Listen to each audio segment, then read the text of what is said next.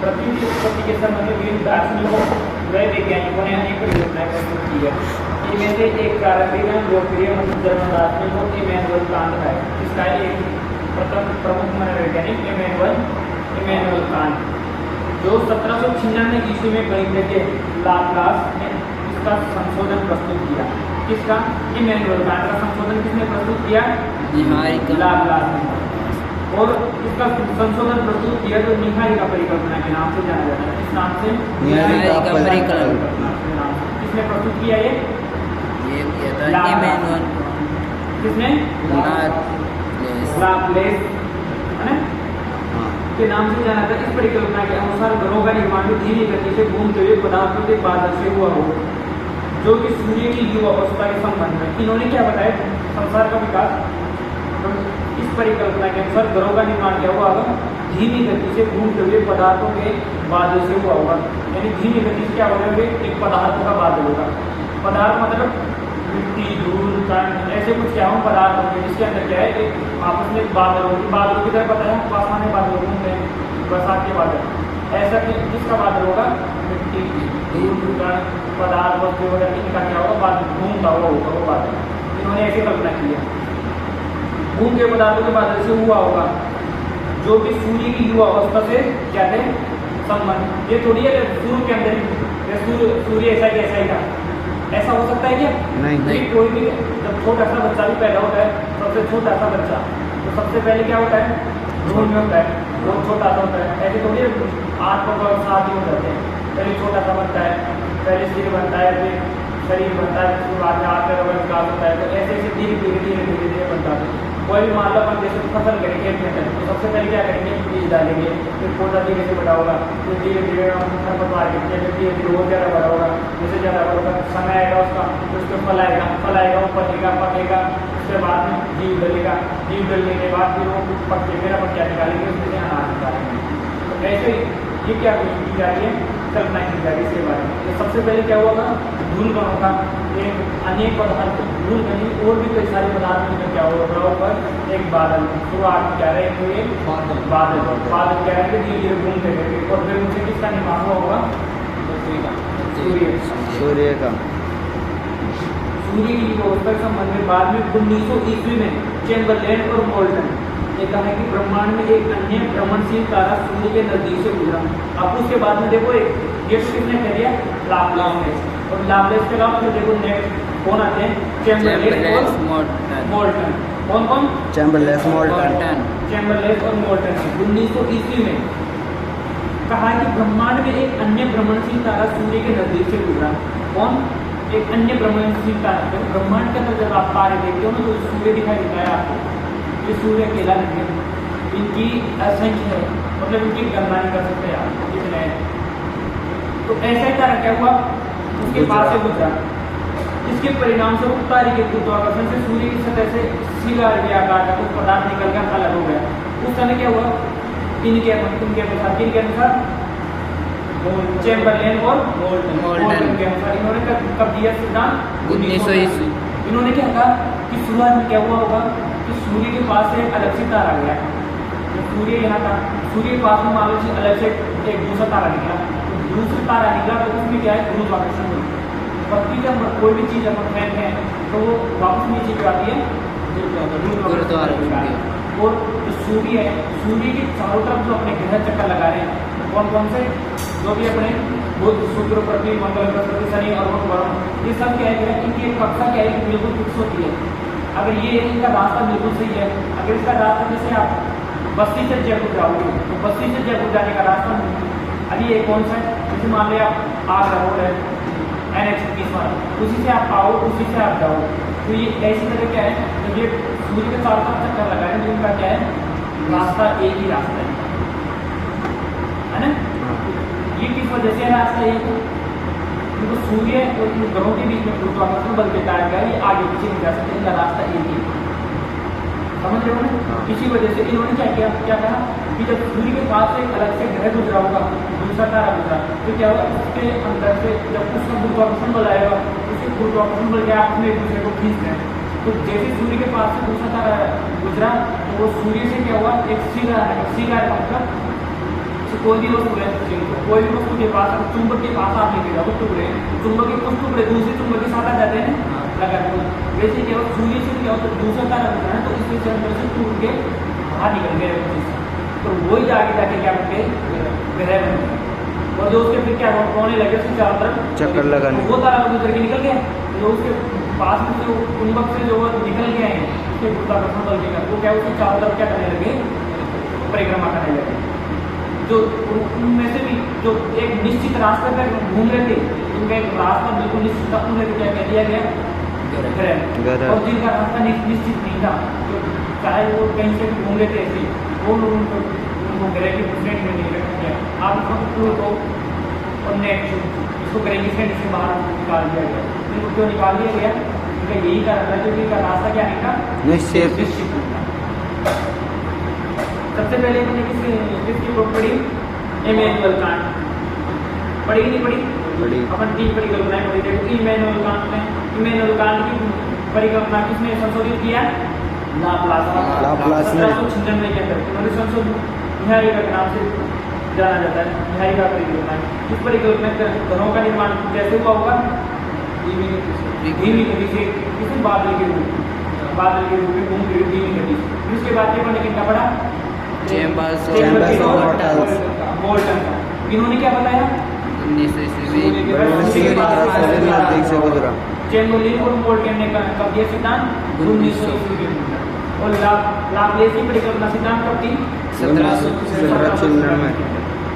ब्रह्मांड में अन्य भ्रमणशील तारा समय के नजदीक से गुजरे, इसके परिणाम स्वरूप तारे ने कार्य गुरुत्वाकर्षण से सूर्य से जैसे सिगार के आकार कुछ पदार्थ निकलकर अलग हो गया। यह तारा सूर्य से दूर चला गया, तो सूर्य से जैसे बाहर निकला हुआ यह पदार्थ सूर्य के क्या होने लग गया, चारों तरफ घूमने लगा।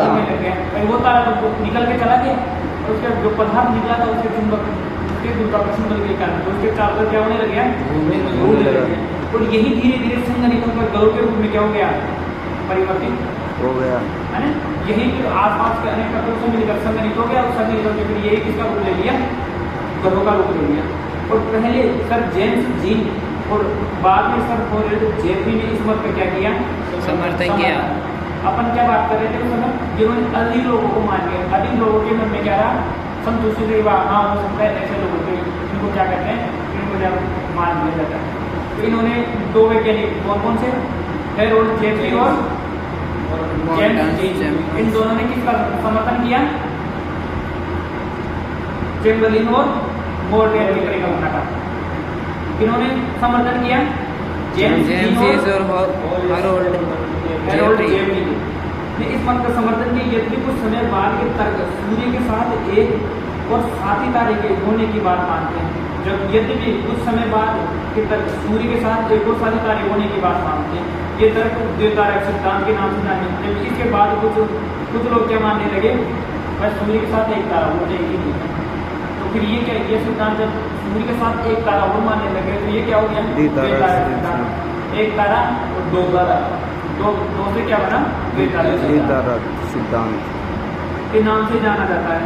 1950 ईस्वी में रूस के पोटोस्मिर व जर्मनी के कार्ल वाइसजागर ने निहारिका परिकल्पना में कुछ संशोधन किया। कब, 1950 ईस्वी में। सबसे पहले निहारिका परिकल्पना किसने दी थी, इमानुएल कांट ने, कांट का है ना। और 1796 में गणितीय लागत का संशोधन कर दिया। सबसे पहले लाप्लास ने किसका संशोधन किया था, इमैनुएल कांट के सिद्धांत का। इमैनुएल कांट का सिद्धांत, उसके बाद में लाप्लेस ने संशोधन किया। फिर लाप्लेस ने संशोधन करके क्या नाम दिया इसका, निहारिका सिद्धांत। और 1950 के अंदर रूस के कौन से वैज्ञानिक, पोटोस्मिर और जर्मनी के कार्ल वाइसजागर ने निहारिका परिकल्पना सिद्धांत में कुछ क्या किया, संशोधन किया, जिसमें वितरण भिन्न प्रकार था। उसके विचार में सूर्य एक सौर निहारिका से घिरा हुआ था, सौर निहारिका किससे घिरा हुआ था, सौर निहारिका से, जो मुख्यतः हाइड्रोजन, हीलियम और धूल कणों से बनी हुई थी। तो निहारिका किन से बनी हुई थी, हाइड्रोजन, हीलियम और धूल कणों से बनी हुई थी। इन कणों के घर्षण व टकराने से एक चक्की तस्तरी आकृति के बादल का निर्माण हुआ और अभिवर्ती प्रक्रम द्वारा ग्रहों का निर्माण हुआ। इन्होंने क्या कहा, इसमें निहारिका परिकल्पना में संशोधन करके इन्होंने क्या कहा कि उनके सूर्य एक सौर निहारिका से घिरा हुआ था।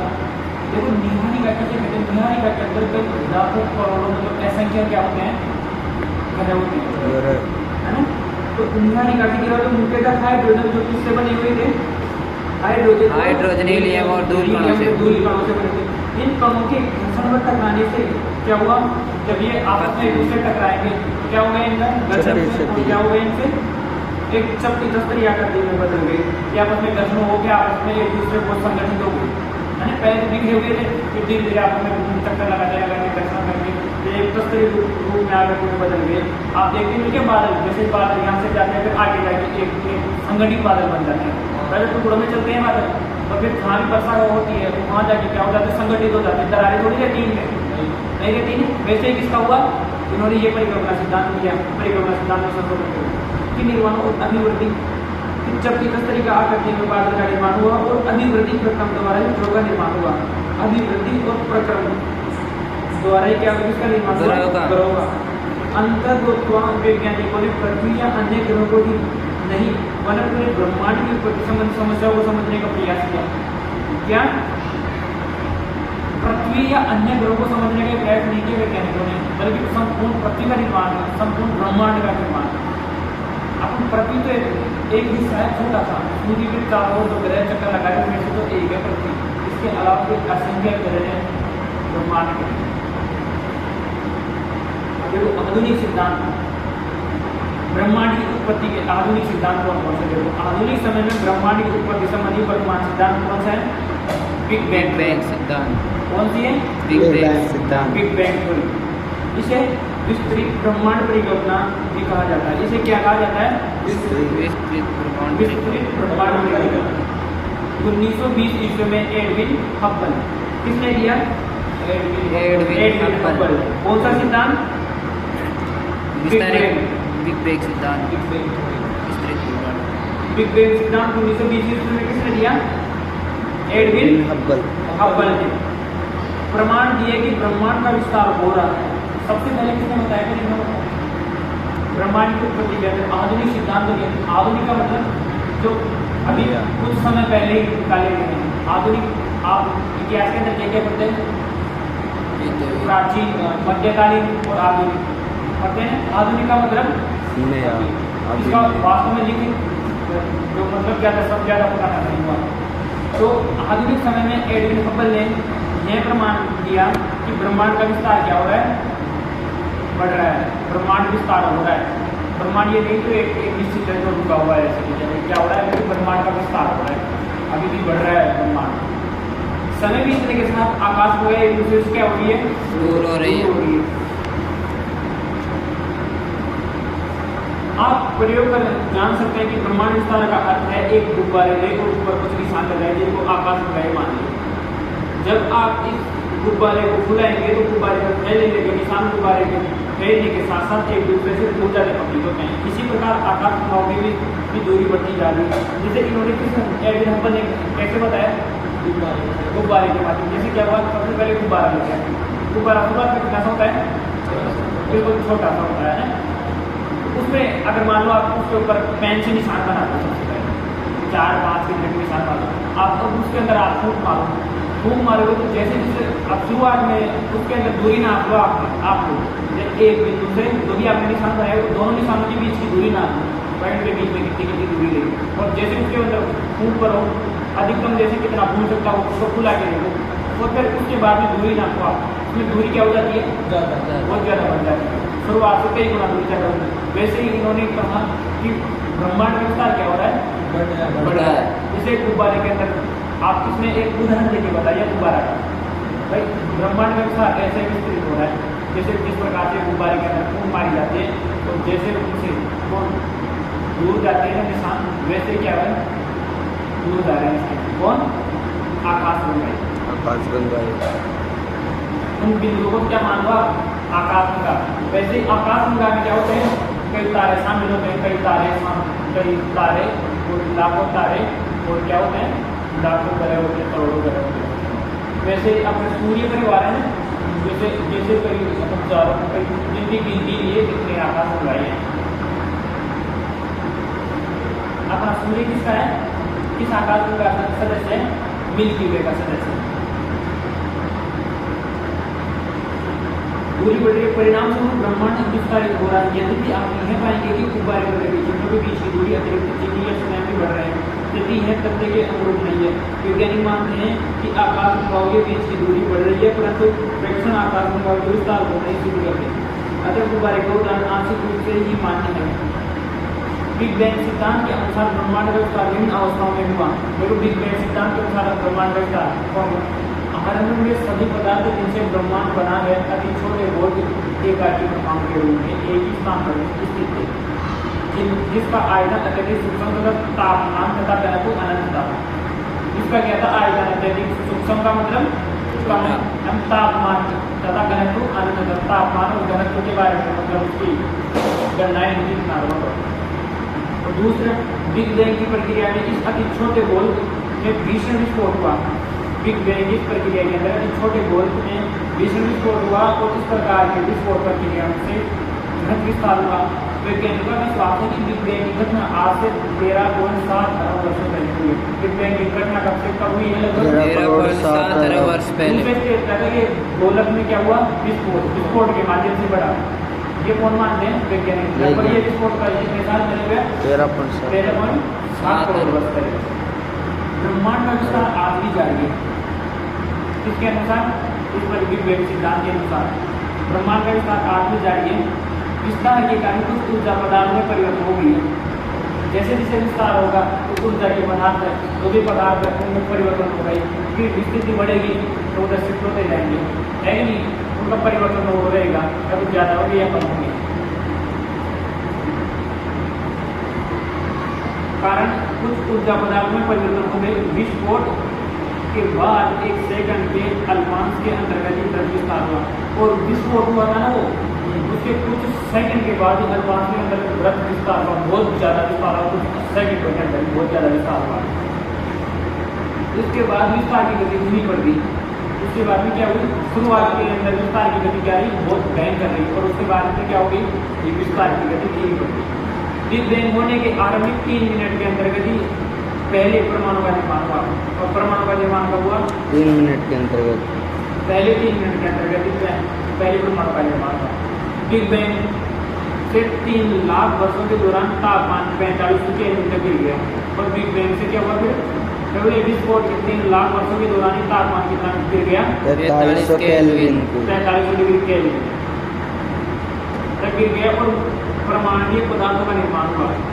ब्रह्मांड पारदर्शी हो गया। पारदर्शी मतलब आर पार देखा जाए।